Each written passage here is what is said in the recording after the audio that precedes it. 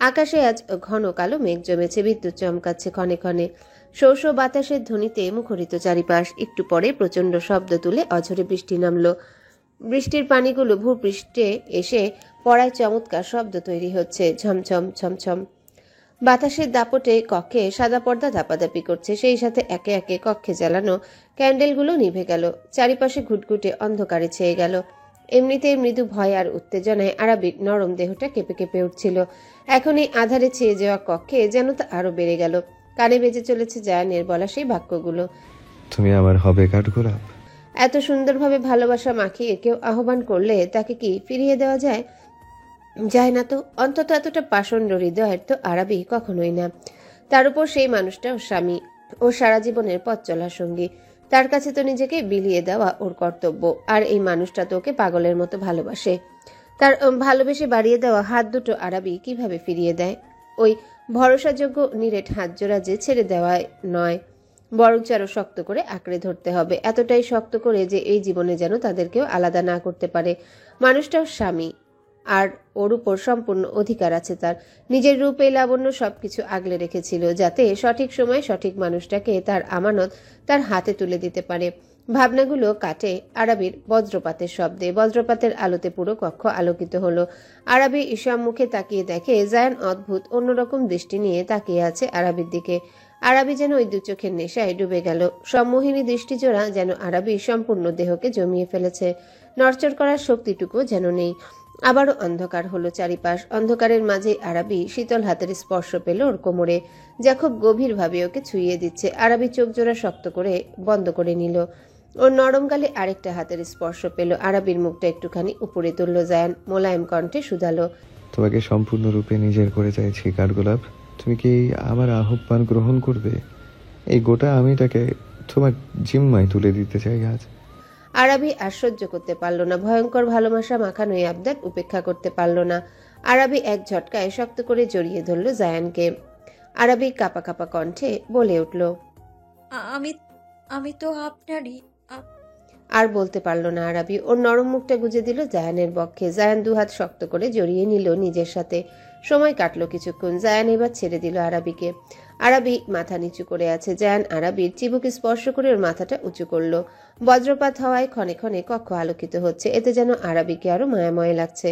জায়ান আরাবির কপালে চুমু খেলো। আরাবি জায়ানের কাঁধ খামচে ধরলো। জায়ান আরাবির নরম গাল জোড়ায় অধর জোড়া ছোঁয়ালো। অধর জোড়া দিয়ে স্লাইড করতে করতে আরাবির গলদেশে নেমে আসলো জায়ান। সেখানে টুকরো টুকরো ভালোবাসার আবেশ দিতে লাগলো।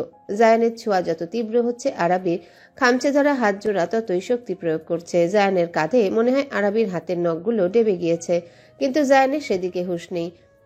সে তো এখন মত্ত অবস্থায় আছে তার কাঠগোলাপের মাঝে। প্রগাঢ় ভালোবাসার সহিত আদুরে স্পর্শে ভরিয়ে তুলছে আরাবির নরম ছোট্ট দেহখানা। জায়ানের লাগামহীন স্পর্শ আর বেসামাল অধর ছোঁয়ায় যেন আরাবির শরীরে সব শক্তি লোপ পেয়েছে। একসময় পড়ে যেতে নেয় আরাবি। জায়ান দ্রুত সামলে নেয় আরাবিকে। আরাবি জোরে জোরে নিঃশ্বাস নিচ্ছে। জায়ান ফিসফিস করে বলে, The night is still too long, my love. Zayan হাত বাড়ালো আরাবির শাড়ির আঁচলে। একে একে শাড়ির প্রতিটা ভাঁজ সরালো আরাবির দেহ হতে। শাড়িটা ঠাঁই হলো কক্ষের এক কোণে। জায়ানের পরিহিত টি শার্টও ছিটকে পড়লো এক সময়। জায়ান এগিয়ে আসলো আরাবির কাছে, ধপ করে পাজা কোলে তুলে নেয় তার শুভ্রময়ী কাঠগোলাপকে। বিছানায় এনে এমনভাবে শোয়ায় আরাবিকে যেন একটু জোর প্রয়োগ করলে মেয়েটা ব্যথা পাবে। জায়ান ঘরের ডিম লাইটটা জ্বালিয়ে দিল। এরপর জায়ান অস্থির হয়ে এগিয়ে আসলো আরাবির কাছে। জায়ান কাছে আসতে আরাবির মুখটা অন্যদিকে ঘুরিয়ে নিল। ঘন ঘন শ্বাস নিয়ে বলল, লাইট কেন জ্বালান? জায়ান আরাবির উপর আধা শোয়া হলো। আরাবির হাতের আঙ্গুলের ভাঁজে ভাঁজে আঙ্গুল গুজে দিল। তারপর সেটা ঠোঁটের কাছে এনে চুমু খেলো। বলল, তোমার লজ্জা মাখা মুখটা দেখা একদম মিস করতে চাই না আমি। প্লিজ। আরাবি ঠোঁটের উপর আঙ্গুল ছোঁয়ালো। জায়ান ধীর আওয়াজে বলল, কোনো কথা নয়, এখন শুধু ভালোবাসাবাসি হবে। তুমি আমার হবে, আমি তোমার হব। চুপচাপ আমায় আঁকড়ে ধরো আরবি। জায়ান নিজেই আরাবির হাত দুটো ওর গলায় এনে রাখলো। আরাবি এইবার জায়ানের গলা জড়িয়ে ধরলো। আরাবির ছটফটানো দেখে যেন জায়ান আরো দিশেহারা হলো। আর অপেক্ষা করলো না। অবশেষে কাঙ্ক্ষিত সময়টা আসলো। জায়ান আরাবির অধরে অধর ছোঁয়ালো। আরাবি ভূমিকম্পের ন্যায় কেঁপে উঠল। খামচে ধরলো জায়ানের ঘাড়। জায়ান শব্দ করে দু তিনটা চুমু খেলো। তারপর সরে আসলো। আরাবির চোখ জোড়া বন্ধ। জায়ান শীতল কণ্ঠে বলে, আমার দিকে তাকাও আরাবি। আরাবি নিভু নিভু চোখে তাকালো। জায়ান ওই চোখ জোড়া দেখে আরো পাগল প্রায় হলো। আরাবিকে শক্ত করে জড়িয়ে ধরলো। আরাবির গলার ভাঁজে লাগামহীন স্পর্শে মেয়েটাকে অস্থির করে তুলছে জায়ান। সেভাবে একসময় ফিসফিস করে বলল, That innocent look in your eyes is driving me crazy. কথাটা শেষ করে আবারও আরাবির অধরে অধর ছোঁয়ালো জায়ান। দীর্ঘ চুম্বনে লিপ্ত হলো তারা। বাহিরে ঝড়ো হাওয়া বইছে, সেই সাথে বাড়ছে ওদের ভালোবাসার তীব্রতা। একে অপরের মাঝে বিলীন হচ্ছে তারা। আধা আলোকিত কক্ষটায় ঘন ঘন নিঃশ্বাসের শব্দ আর ক্ষণে ক্ষণে যন্ত্রণাময় সুখের আর্তনাদ মুখরিত হলো। ভালোবাসার সাগরে হারিয়ে গেল দুজন। প্রচণ্ড ঝড়ের পর নতুন সকাল শুরু হলো। আজানের মধুর ধ্বনিতে চারিপাশ ছেয়ে গেল। গাছের পাতায় পাতায় জমে থাকা বৃষ্টির জলগুলো ফোঁটায় ফোঁটায় পড়ছে। পাখির কিচিরমিচির শব্দে মুখরিত হলো চারিপাশ। সেই শব্দে জায়ানের ঘুম ছুটে গেল। এমনিতে জায়ানের ঘুম খুব পাতলা, অল্প শব্দ পেলেই সজাগ হয়ে যায় সে। কিন্তু আজ যেন চোখের রাজ্যের ঘুম। আর তা হবেই বা না কেন? ঘুমিয়েছে তো ঘণ্টাখানিক আগে। রাতের কথা ভাবতেই ঠোঁটের কোণে চওড়া হাসি ফুটে উঠল। অবশেষে একে অপরের হয়েছে তারা। কাঠগোলাপকে নিজের করে নিয়েছে জায়ান। বুকের উপর ঘুমিয়ে থাকা ওর স্ত্রীর দিকে তাকালো জায়ান। মেয়েটা কি সুন্দর, নিশ্চিন্তে ঘুমাচ্ছে।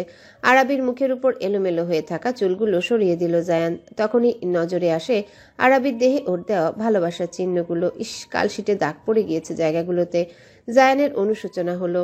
মেয়েটা কতটা কষ্ট পেয়েছে। ব্যথায় যখন ছটফট করছিল তখন জায়ান সরে যেতে চেয়েছিল। বহু কষ্টে নিজেকে দমিয়ে নিয়েছিল, কিন্তু মেয়েটা তা হতে দেয়নি। নিজেই ভরসা দিয়েছিল জায়ানকে, নিজ ইচ্ছাতে আঁকড়ে ধরেছিল জায়ানকে। এই মেয়েটাকে জায়ান কি করে ভালো না বেসে থাকবে? আরাবির কোমল মুখটা আদুরে ভাবে স্পর্শ করলো জায়ান। মেয়েটাকে ঘুম থেকে জাগাতে ইচ্ছা করছে না, কিন্তু এখন যে উঠতে হবে। নতুন জীবনের আরম্ভটা সুন্দরভাবেই হোক। জায়ান ধীর আওয়াজে আরাবিকে ডাকতে লাগলো। বউ, ও বউ, এবার ওঠো, একটু কষ্ট করে ওঠো বউ। উম, শব্দ করে আরাবি নড়ে চড়ে উঠল। সাথে সাথে দেহের ব্যথাগুলো যেন চিরবিরিয়ে উঠল। আর্তনাদ করে উঠল আরাবি। জায়ান অস্থির হয়ে আরাবিকে বুকে নিয়ে ধরফরিয়ে উঠে বসল। আরাবির মাথায় হাত বুলিয়ে দিয়ে কাপা কণ্ঠে বলল, বেশি কষ্ট হচ্ছে জান? আরাবি জায়ানের বক্ষে মুখ গুজে মাথা দুলালো। জায়ান শব্দ করে শ্বাস ফেলল, তারপর আরাবিকে ছেড়ে দিল। এরপর বিছানা থেকে নেমে দাঁড়ালো। আরাবি ছলছল চোখে জায়ানের দিকে তাকালো। জায়ান হাত বাড়িয়ে চোখের জলটুকু মুছে দিল। তারপর আরাবিকে এক ঝটকায় কোলে তুলে নিল। আরাবি দুর্বল হয়ে লেপ্টে রইল জায়ানের বক্ষে। জায়ান আরাবিকে ওয়াশরুমে নামিয়ে দিল। এরপর ওর গালে হাত রেখে বলে, তুমি ফ্রেশ হতে পারবে নাকি আমি হেল্প করব? আমি পারবো। দুর্বল কণ্ঠ আরাবির। ঠিক আছে। জায়ান বেরিয়ে আসলো ওয়াশরুম থেকে। তারপর আরাবির জামা কাপড় নিয়ে ফিরে আসলো। সেগুলো আরাবিকে দিতেই আরাবি ওয়াশরুমের দরজা আটকে দিল। এইবার জায়ান কক্ষে আসলো। সে চাইলেও আরাবির সাথে ফ্রেশ হতে পারত, কিন্তু সেটা করেনি, কারণ রুমটা গুছাতে হবে। জায়ান ছটপট বিছানার চাদরটা তুলে নতুন একটা চাদর বিছিয়ে নিল। ফুলগুলো বিছানা ঝাড়ুর সাহায্যে আগেই নিচে ফেলে দিয়েছিল। সেগুলো একত্রিত করে ডাস্টবিনে ফেলে দিল। ছড়িয়ে ছিটিয়ে রাখা জামা কাপড়গুলো ক্লথ বিনে রেখে দিল। এদিকে ততক্ষণে বেরিয়ে এসেছে আরাবি। ভাঙা গলায় প্রশ্ন করলো, এসব আপনি কেন বললেন? আমিই তো করতে পারতাম। জায়ান আরাবির কথায় মুচকি হাসল। ওর কাছে এসে বলল, তোমাকে এত পাকনামা করতে হবে না, আমি সব করে দিয়েছি। এখন শুধু একটু কষ্ট করে জায়নামাজগুলো বিছিয়ে নেবেন। আমি ফ্রেশ হয়ে আসছি, একসাথে নামাজ আদায় করব। আচ্ছা। আরাবি আলমারি থেকে জায়নামাজ বের করলো, তার ড্রেসিং টেবিলের এক সাইডে রাখলো। এরপর জায়ানের জামা কাপড় বের করে তা জায়ানের হাতে দিল। জায়ান সেগুলো নিয়ে চলে গেল ফ্রেশ হতে। আরাবি জায়নামাজ বিছিয়ে নিল ততক্ষণে। তারপর সেখানে বসে বসে স্বামীর অপেক্ষা করতে লাগলো। খানিকক্ষণ বাদে জায়ান আসলে দুজন একসাথে সালাত আদায় করে নেয়। শান্তিময় দাম্পত্য জীবনের জন্য প্রার্থনা করে। নামাজ শেষ করে জায়ান জায়নামাজ দুটো গুছিয়ে রাখলো। এরপর আরাবিকে নিয়ে বিছানায় আসলো। আরাবি প্রশ্ন করলো, কি হলো, এইভাবে টেনে আনলেন কেন? এখন আমরা দুজন আবার ঘুমোবো। তোমার আমার কারুরই পর্যাপ্ত ঘুম হয়নি রাতে। আজকে বউ ভাত, পরে শরীর আরো খারাপ লাগবে। দেখি আসো তো আমার কাছে। বিছানায় আধা শোয়া হয়ে বসে আরাবিকে ডাকলো জায়ান। গতকাল রাতের প্রতিটা দৃশ্য একে একে মনে পড়তে আরাবি লজ্জাবতী গাছের ন্যায় নুয়ে পড়ল। ইস্কি লজ্জা, কি হলো এসব? আরাবিকে লজ্জা পেতে দেখে জায়ান হাসলো। তারপর নিজে এগিয়ে গিয়ে সাবধানে আরাবিকে টেনে আনলো। আরাবিকে বুকে নিয়ে শুয়ে পড়ল জায়ান। ওর মাথায় হাত বুলিয়ে দিতে দিতে ধীর কণ্ঠে প্রশ্ন করলো, Arabi, are you having any problems? Feeling uncomfortable? Shall I call the doctor? Arabi লজ্জায় যেন মরে যাচ্ছে। জায়ানের বক্ষে মৃদু আঘাত করে বলে, আপনি চুপ করুন অসভ্য লোক। আমাকে এভাবে লজ্জা কেন দিচ্ছেন? ঘুমান আপনি। জায়ান ভ্রু কুচকে নিল। আশ্চর্য, মেয়েটা ওকে অসভ্য বলল কেন? ও তো সত্যিই চিন্তিত, ও তো ভালো মন্দ জিজ্ঞাসা করছিল। এত লজ্জা পাওয়ার কি আছে? এই মেয়ের এত লজ্জা যে কোথা থেকে আসে? জায়ান বলল, এত এত আদর করলাম, তাও তোমার লজ্জা ভাঙতে পারলাম না। এত লজ্জা কোথায় থেকে পাও? চুপ করুন নির্লজ্জ লোক। জায়ান এবার নিস্তব্ধে হেসে দিল। না, ম্যাডামকে আর রাগানো যাবে না, আপাতত কিছুক্ষণ ঘুমিয়ে নেওয়া ভালো। যেই ভাবা সেই কাজ। দুজন দুজনকে আঁকড়ে ধরে তারা গভীর তন্দ্রায় ডুবে গেল। একটু পরেই বউ ভাতের অনুষ্ঠান শুরু হবে। পার্লারের মেয়েরা আসবে এটা জায়ান আরাবিকে জানাতে। আরাবি জায়ানকে বলল ওদের মানা করে দিতে। এইসব ভারী মেকওভার ভালো লাগে না আরাবির।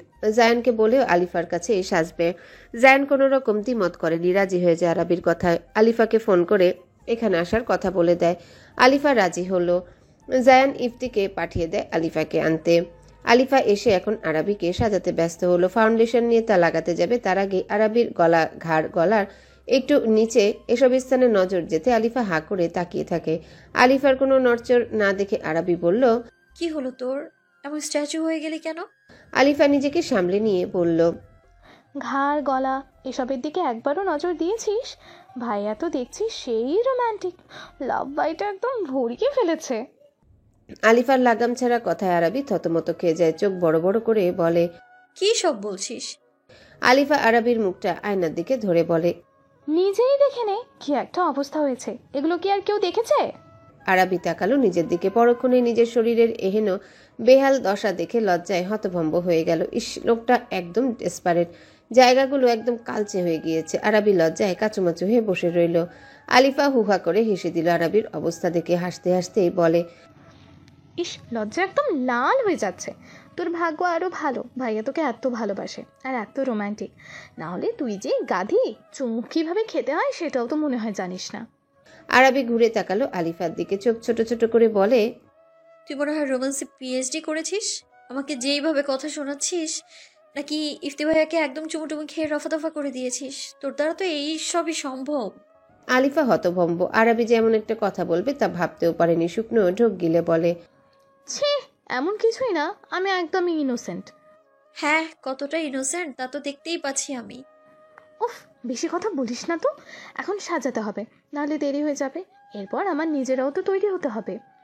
আরাবি চুলগুলো খোপা করতে করতে বলে, তুই জামা কাপড় আনিস নাই এখানে? আমি তো বলে দিলাম এখানে একেবারে নিয়ে আসতে। এনেছি তো, এখানেই তৈরি হব। ভালো করেছিস। আলিফা এবার আরাবিকে সাজাতে লাগলো। কালো রঙের লেহেঙ্গার সাথে হালকা গোল্ডেন মেকওভার নিয়েছে। সিম্পল সাজেই ভীষণ অমায়িক লাগছে আরাবিকে। সাজানো শেষে আলিফা বলে, সুন্দর লাগছে, তবে পার্লারের মেয়েরা আরো সুন্দরভাবে সাজাতো। না, ওদের সাজ ভালো লাগে না। তুই সুন্দর করে সাজাতে পারিস। এবার যা, তুই রেডি হয়ে নে। আমি নূরের রুমে আমার সবকিছু রেখে এসেছি, সেখানেই যাচ্ছি। কেন, এখানে কি হয়েছে? নিউলি ম্যারিড কাপলদের আমি ডিস্টার্ব করতে চাইছি না। বাহিরে ভাইয়া অপেক্ষা করছে তার বউয়ের জন্য, আমি যাচ্ছি।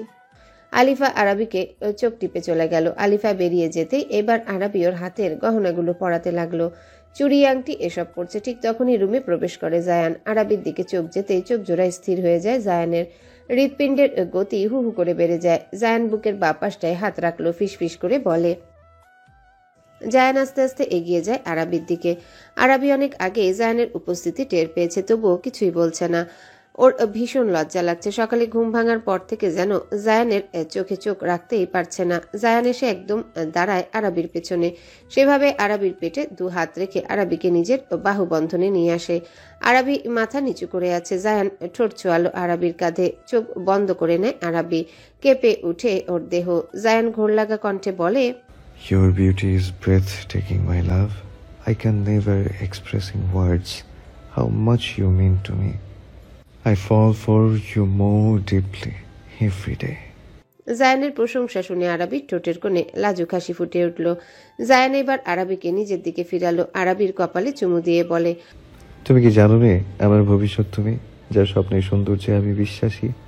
আরাবি জায়ানকে দুহাতে জড়িয়ে ধরল। এবার জায়ানের পক্ষে মুখ গুজে বলে, এত প্রশংসা করবেন না তো। আমি অত সুন্দর না, আর এত প্রশংসা শুনলে আমার লজ্জা পায়।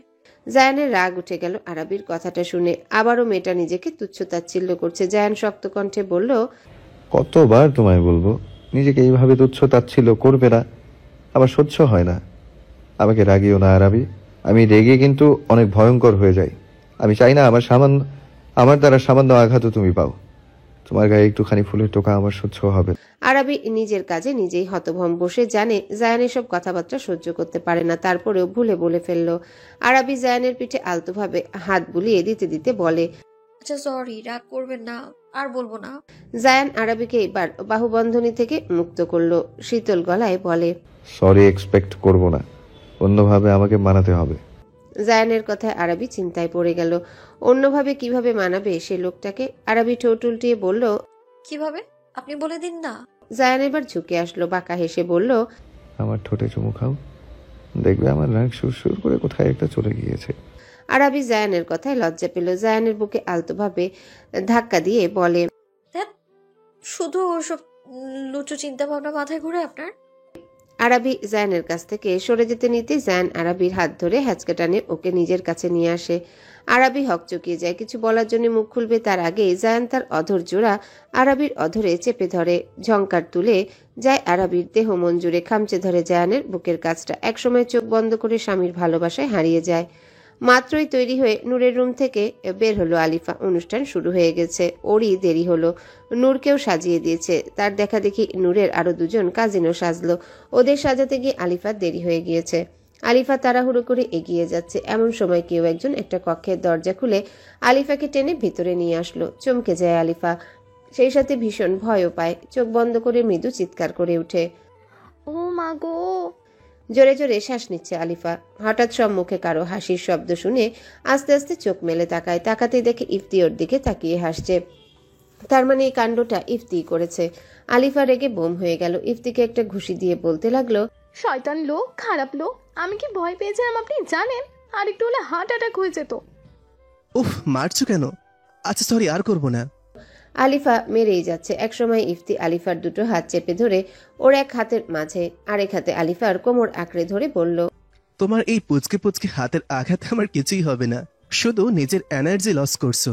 আলিফা ছোটাছুটি করতে করতে বলে, ছাড়ুন তো, আপনার সাথে কোনো কথা বলবো না আমি। ইফতি আলিফাকে আরেকটু শক্ত করে চেপে ধরে আলিফার ঘাড়ে মুখ ডুবিয়ে দিল। ভূমিকম্পের ন্যায় কেঁপে উঠল আলিফা। ইফতির কাণ্ডে আলিফা যেন শ্বাস আটকে গেল। কাপা গলায় বলল, কি করছেন? দেখছো না প্রেম করছি। ইফতি আলিফার ঘাড়ে ঠোঁটের আবেশ দিল। চোখ খিচে বন্ধ করে নিল আলিফা। লোকটার আজ কি হলো, এমন করছে কেন? আলিফা কাপা কণ্ঠে বলে, এমন করছেন কেন? ছাড়ুন। ইফতি তাকালো আলিফার দিকে। ইফতির চোখের দিকে তাকালো আলিফা। আজ ইফতির চোখে অন্যরকম এক নেশা দেখতে পাচ্ছে। ইফতি নেশালো কণ্ঠে বলে, তোমাকে অনেক সুন্দর লাগছে Alifa, you are looking absolutely gorgeous. পাগল হয়ে যাচ্ছি আমি। আলিফা, তোমায় যদি আমি একটা চুমু খাই, তুমি কি রাগ করবে? I just Kant control myself. এতটা অস্থির ইফতিকে কোনোদিনও হতে দেখেনি আলিফা। কি বলবে ইফতিকে? কণ্ঠনালীটা যেন কেউ শক্ত করে চেপে ধরেছে। ইফতির এই আবদারটাও না করতে পারছে না। লোকটাকে আজ ফিরিয়ে দিতে ইচ্ছে করছে না আলিফার।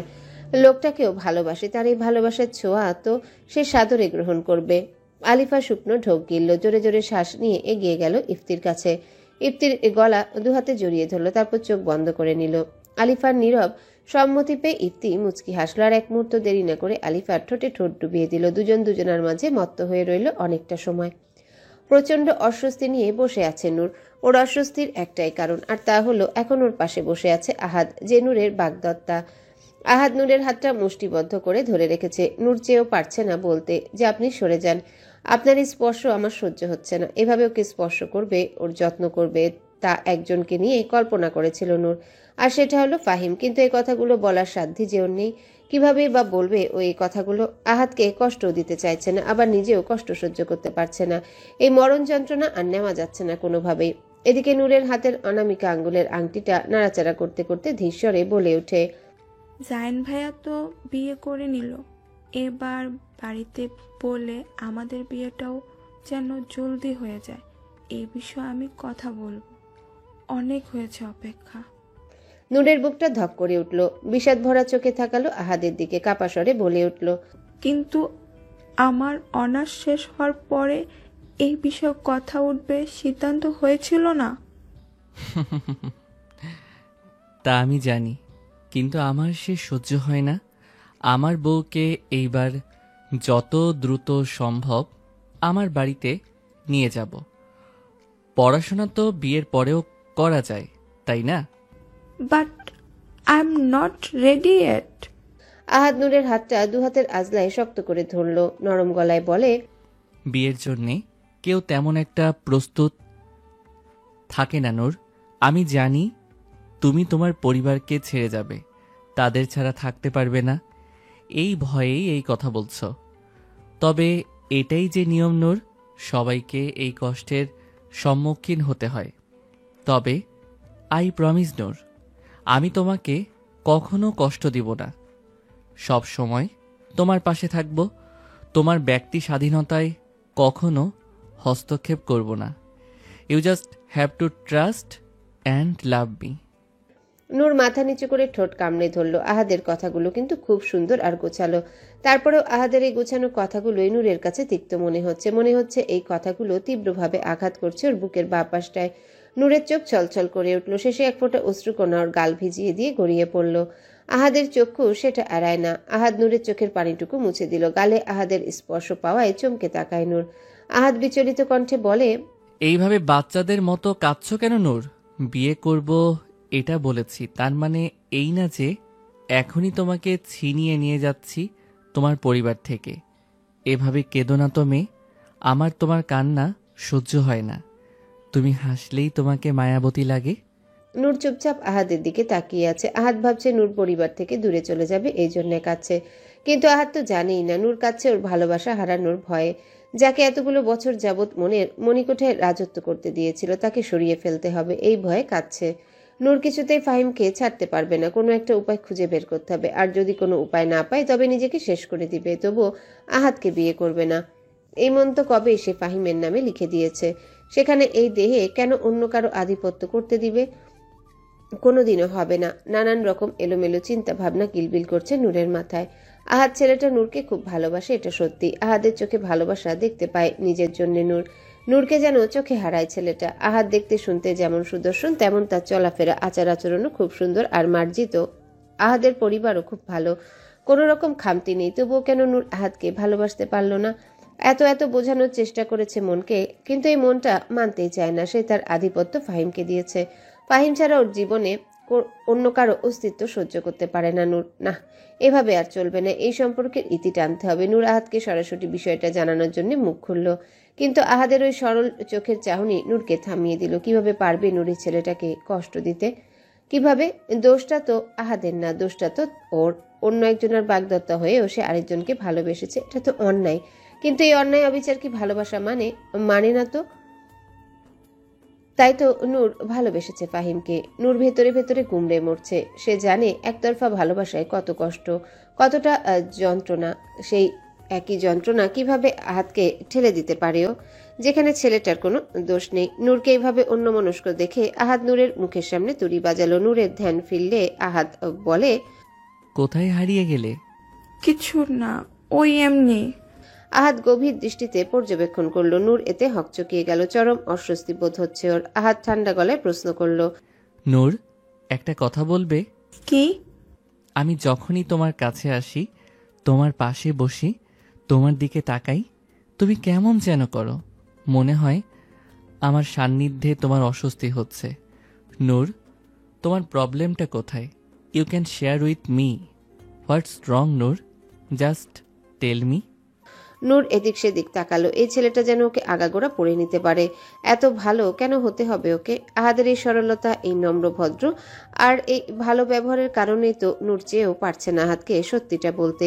ছেলেটা যে অনেক কষ্ট পাবে, এই সহজ সরল প্রাণবন্ত ছেলেটা মূর্ছা যাবে। এইভাবে নিষ্পাপ একটা মানুষকে কষ্ট দিয়ে নূর সুখী হতে চায় না। আহাদ আবারও শান্ত স্বরে বলে, just relax Noor, take it easy. এইভাবে ঘামছো কেন? নূর শুকনো ঢোক গিলল। আহাদ হালকা হাসলো। এবার নূরের হাতটা টেনে আনলো মুখের সামনে।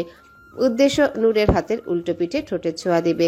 এই প্রথম আহাদ এমন কিছু করার পরিকল্পনা করলো, না হলে সবসময় নূরের হাত ধরা পর্যন্ত ওর স্পর্শ করার সীমাবদ্ধতা ছিল। এদিকে নূর আহাদের উদ্দেশ্য বুঝতে পেরে চট করে আহাদের থেকে হাতটা ছাড়িয়ে নিল।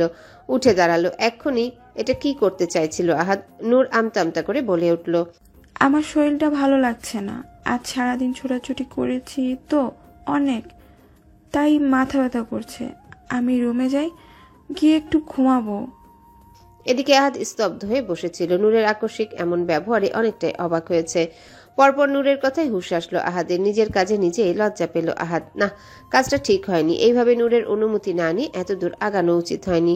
মেয়েটা বোধহয় অনেক লজ্জা পেয়েছে, সেই সাথে ভয়ও পেয়েছে। পাবেই তো। আহাদ আর কোনোদিনও এসব চিন্তা ভাবনাও মাথাতে আনেনি।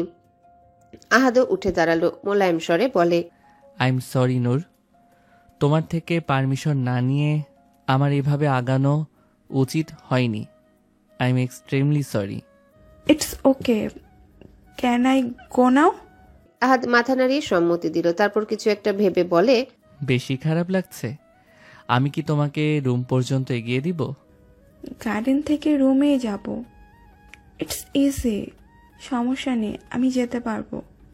নূর আর সময় অপচয় করলো না, এক ছুটে চলে আসলো ওর কক্ষে। এদিকে আহাদ নিশ্চুপ চোখে নূরের প্রস্থান দেখলো। মাঝে মাঝে নূরকে দেখলে কেমন লাগে আহাদের।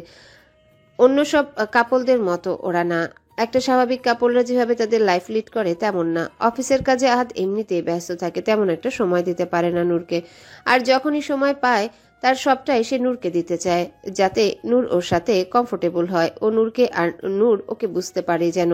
কিন্তু আহাদের মনে হয় ওর এত প্রচেষ্টা সবকিছুই বিফলে যাচ্ছে। সে যতই নূরের সাথে ইজি হবার চেষ্টা করুক না কেন, নূর কেমন যেন ওর থেকে পালিয়ে বেড়াতে চায়। সে জানে ওদের বিয়েটা পারিবারিকভাবে ঠিক হয়েছে, তাই নূরের ওর সাথে একটা স্বাভাবিক সম্পর্কে আসতে টাইম লাগবে না। আহাদও আরও অপেক্ষা করবে। মেয়েটাকে ও ভালোবাসে। যখন ও নূরকে প্রথমবার আহাদর ফ্যামিলি নিয়ে দেখতে আসে, তখনই নূরকে প্রথম দেখাতে আহাদের ভালো লেগে যায়। সেই ভালো লাগা থেকে আস্তে আস্তে ভালোবাসা। আহাদ নূরকে অনেক ভালোবাসে। ভালোবাসার মানুষটার জন্য আহাদ সব করতে পারবে, সব। আহাদ নূরকে কখনো কষ্ট পেতে দেখতে পারে না। নূরকে হাসি খুশি রাখার জন্য আহাদ যা করতে হবে তা করবে, লাগলে ওর প্রাণটাও কোরবান করে দিবে। তাও যেন মেয়েটা সুখে থাকে, ভালো থাকে। এখন থেকে নূরকে আরো বেশি বেশি সময় দিবে ভাবলো আহাদ। এই অল্প সময়ে মেয়েটার কাছাকাছি আসা যাবে না। ওর সাথে বেশি বেশি টাইম স্পেন্ড করবে, তাহলে নূর ইজি হবে ওর সাথে। নূরের সব জড়তা কেটে যাবে। আনমনা হয়ে বসে আছে নূর। ভাবনা চিন্তার যেন শেষ নেই, কোনো সমাপ্তি খুঁজে পাচ্ছে না। ঠিক কী করবে? একদিকে ওর ভালোবাসার মানুষ ফাহিম, অন্যদিকে আহাদ, যে সে কোনোভাবেই কষ্ট দিতে চায় না। আহাদকে সে ভালোবাসে না, কিন্তু আহাদের জন্য ওর মায়া লাগে। হৃদয়ে কোথাও একটা সফট কর্নার আছে। ছেলেটার নিষ্পাপ চোখ দুটোর দিকে তাকালে তাকে যেন ওর মনের কথাগুলো বলতে যেও পিছিয়ে আসে নূর। নূর চুল খামচে ধরল, উদাস কণ্ঠে বলল, আমি কি করব? তুমি কোনো উপায় বলে দাও আল্লাহ। আমার যে আর এই কষ্ট সহ্য হয় না। কেন ফাহিমের জন্য আমার মনে ভালোবাসা তৈরি করলে? কেন আমি তাকে ভালোবাসলাম? আমার এই একতরফা ভালোবাসা আমাকে যে তিল তিল করে শেষ করে দিচ্ছে। আমার আর বাঁচতে ইচ্ছে হয় না। নূরের গাল গড়িয়ে দুঃখের অশ্রু ঝরে। ও সিদ্ধান্ত নিয়েছিল আহাদকে বলে দিবে ও ফাহিমকে ভালোবাসে, তাই ওকে বিয়ে করতে পারবে না। এতে আহাদ যদি কষ্ট পেয়ে সরেও যায়, তবু তো সে ফাহিমকে পাবে না, কারণ ফাহিম তো ওকে ভালোবাসা তো দূরে থাক, সেই নজরে তাকায়নি। তাহলে ঠিক কী উদ্দেশ্যে সে বিয়েটা ভাঙবে? তার এই একতরফা ভালোবাসার জন্যে সে আহাদকে কষ্ট দিবে, তার পরিবারের প্রতিটা মানুষকে কষ্ট দিবে। এটা কি হয়? নিজের ভালোর জন্য এতগুলো মানুষকে তো সে কষ্ট দিতে পারে না। তবে কি আহাদকে মেনে নিতে হবে? ওর ভাগ্যে কি ফাহিমের সাথে ওর মিল সৃষ্টিকর্তা লিখেনি? ভাবনার ছেদ ঘটে কারো কণ্ঠস্বরে। নূর দ্রুত নিজেকে সামলে নিল। চোখ মুছে ঘুরে তাকিয়ে দেখে ফাহিম। ফাহিম এগিয়ে এসে বলে, খাবার বাড়া হয়েছে, খেতে আসো। আপনি যান, আমি আসছি। এখনই আসো। নূর করুণ চোখে তাকালো। ওর কান্না পাচ্ছে। ফাহিমকে দেখে যেন নিজেকে সামলাতে পারছে না নূর। নূর নিজের কান্না আটকে রইল। এর ফলে ওর চোখ জোড়া লাল হয়ে গেল। নূরের চেহারা এই বিধ্বস্ত রূপ দেখে ফাহিমের বুকে কেমন যেন করে উঠল। হাসজ্জ্বল মায়াবী মুখটার এই মলিনতা যেন সহ্য হলো না ফাহিমের। আচ্ছা, মেয়েটা কি অসুস্থ? নাহলে এমন দেখাচ্ছে কেন তাকে? ফাহিম প্রশ্ন করল। নূর, তুমি ঠিক আছো? নূর চমকে উঠল ফাহিমের প্রশ্নে। এই প্রশ্নটা কেন করলো ফাহিম? নূর আমতা আমতা করে বলে, আমি ঠিক আছি। তাহলে তোমার মুখটা এমন দেখাচ্ছে কেন? ও এমনিতেই রাতে ঘুমাতে পারি নাই ঠিকঠাক। কাজিনরা একসাথে ঘুমিয়েছি তো, তাই। স্বস্তি পেল যেন ফাহিম। প্রশান্তি শ্বাস ফেলে বলে, আচ্ছা, খেতে এসো। নূর মাথা দুলিয়ে চলল ফাহিমের পিছু পিছু। আজ ওরা আরবিদের ওর বাবার বাড়ি থেকে নিতে এসেছে। আজ আরাবিকে নিয়ে ওরা ফিরে যাবে সাখাওয়াত ভিলায়। এদিকে খাবার টেবিলে এসে দেখে সকলেই বসে পড়েছে। নূরও চুপচাপ বসে পড়ল জায়ানের পাশে। এক পাশে আরাবি আর জায়ানের আরেক পাশে নূর। নূর জায়ানের পাশে এসে বসতে জায়ান খুব গম্ভীর স্বরে বলে উঠল, তোর ফোন কোথায় নূর? নূর তাকায় জায়ানের দিকে, উল্টো প্রশ্ন করল, কেন ভাইয়া? আহাদ আমাকে ফোন করেছিল, জানালো তোর ফোনে নাকি কল যাচ্ছে না। আজকে এখানে তো আসতে পারলো না ছোট ছেলেটা, তাই তোকে নিয়ে সন্ধ্যার পর ঘুরতে বেরোবে। তাই আমরা সিদ্ধান্ত নিয়েছি সন্ধ্যার পরে এখান থেকে যাব। আহাদ এখানে এসেই তোকে নিয়ে যাবে। এটা শুনে আরাবি বলল, হ্যালো বন্ধুরা, পরবর্তী পার্ট খুব তাড়াতাড়ি আসবে, তো সবাই অপেক্ষায় থাকো। আর চ্যানেলটি যারা এখনো সাবস্ক্রাইব করনি তারা পরবর্তী পার্ট দেখার জন্য চ্যানেলটি সাবস্ক্রাইব করে রেখো। ধন্যবাদ সবাইকে, আমাদের সাথেই থেকো।